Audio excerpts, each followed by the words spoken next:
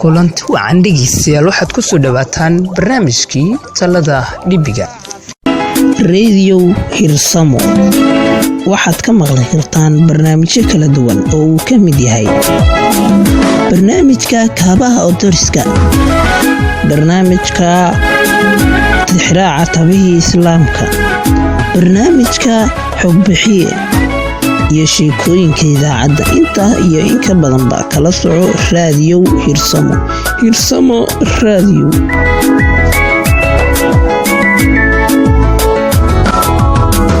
barnaamijkeenna waxaan ku soo qaadan doonaa maanta cuntooyinka sare u qaadi karo hawsha gogasha lamaanayaasha isqaba ama kuwa xaaslayaasha. haddii ay jiraan cadeymo ku saabsan in hal cunto aad qaadatid ay sare u qaadi karto hamadaada, waa arrin inta badan dadka ay raadin lahaayeen.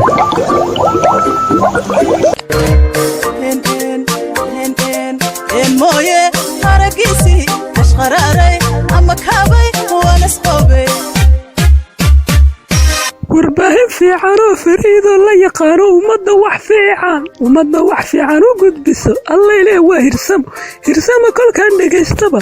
allayle waxaan hibadaa oo aan weliba hamuun qabaa inaan mar walba aan dhegaysto hirsamo. idaacad jirta weeye bulshayahay ha moogaanina. isinkii burda abartii xumada cajuusada ee maanta wada gabyaysaa maxaa raayi maxaa ku hele maanta waad gabyaysaa warigaamu waad waalan tahay geedii xumo qaafka daran. kale inaynu is eegno bedelkeena soo kama wanaagsan in raadiyo hirsamaana ammaan kaa galaan iskaga ammaan. waraa waynu ammaanaynaaye hirsamo ma dhegaysataa adigu? si fiican hirsamo 24 saac online baan baka xitaa haddii ay lacagta iga dhammaato intaan ku shubto baan youtube-keeda janaalkeeda intaan galabaa barnaamij walba idaacaddaasi ay soo dhigto sidaan u dhegaysanay bay lacagta iga dhammaan haddana waan ku shubay. walla hirsamadan cajaa'ib wey. wareedhe taa waxaa kaaga daran ma garanaysaa. idaacaddu waxay leedahay beej raadiyo hirsamo liidan wiilaan ayeeyo ah siduu facebook u galo beejkeeda maalin waliba wuxuun bay soo dhigayaan buu yiraa markaabuu siduu comment like share siduu ugu wado waaba kaayo hirsamo baaban ka fuji waa beejkeeda. wareedhe idaacaddani gebi ahaanba wayba gelgishay waan bufinayaa in baraha bulshada caadi maaha hirsamo.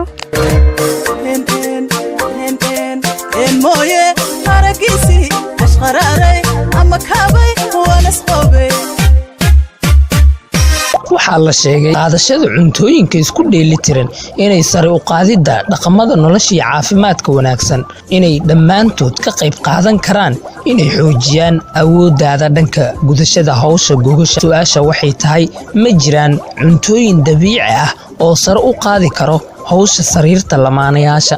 waxaa jira cuntooyin leh nafaqo u wanaagsan xoojinta shahwada, waxaana eegaynaa taariikhda iyo mabaadi'yada sayniska ee sharaxaya cuntooyinka xoojin kara howlaha sariirta lamaanayaasha. cuntooyinka ku jira caroogta badda. sida la sheegay, dadkii ku caanbaxay jacaylka waxay ku quraacan jireen 50 ka mid a cunnooyinka ku jira caroogta badda. ma jiro xiriir rasmi ah oo ka dhaxayn kara xoojinta shahwada iyo cunidda noolaha ku jira caroogta badda, balse waxaa jira hadallo laga sheegay arrinka. cuntada ku dhex jira caroogta waxaa ku jira maadada zinc oo horseeda nafaqada soo saarta biyaha ragga iyo isla markaasna sare u qaada. daraasadda ayaa muujinaysa in maadada zinc lagu daweeyo dhalmo la'aanta iyo waxay sare u qaadaa tayada biyaha ragga. cuntooyinka laga hela maadada zinc waxaa ka mid ah hilibka, miraha sida bocorka, lawska, digirta, caanaha iyo jiisiga. cunidda shukulaatada.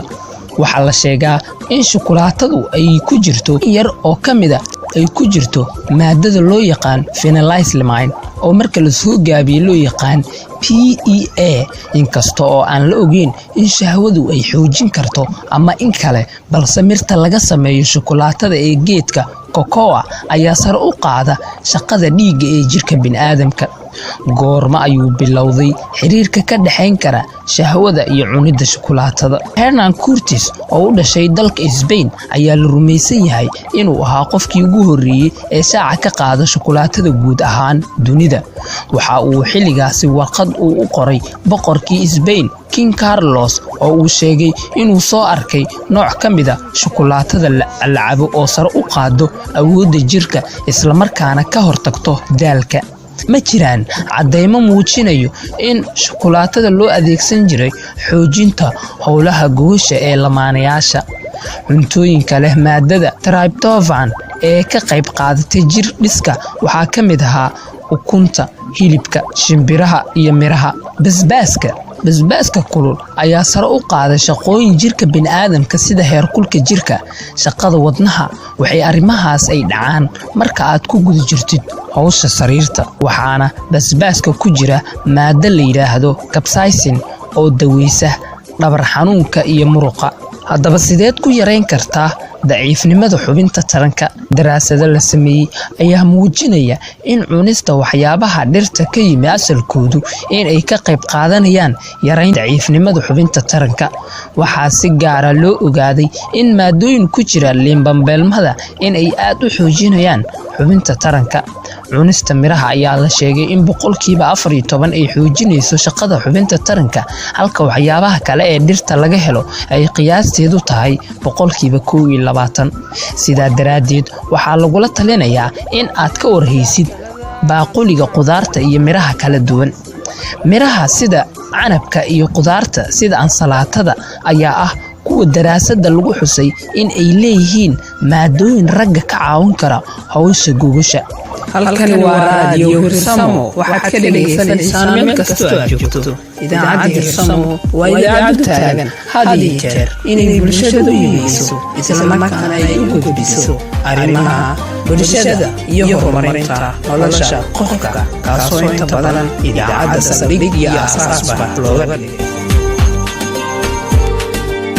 Dr. Kejman oo ah qabiir ka faallooda arrimaha gogasha waxa uu sheegay in dadka haddii ay rumaysan yihiin in cuntooyinka qaar ay ka caawinayaan hawsha gogasha aysan wax dhib ah ku jirin. Haddii qofku uu dhibaato kala kulmo hawsha sariirta, waxaa laga yaabaa inay hayso dhibaato caafimaad, marka waa in uu la tashtaa dhakhtar caafimaad. Barnaamijkii talada dhibiga oo aad kala socoteen idaacadda Hirsamo maanta waa nageynta. waxaadna naga heli kartaan page-keena Radio Hirsamo iyo sidoo kale channelka idaacadda Hirsamo Tube Media. Radio Hirsamo, Hirka Nabbadda Guusha.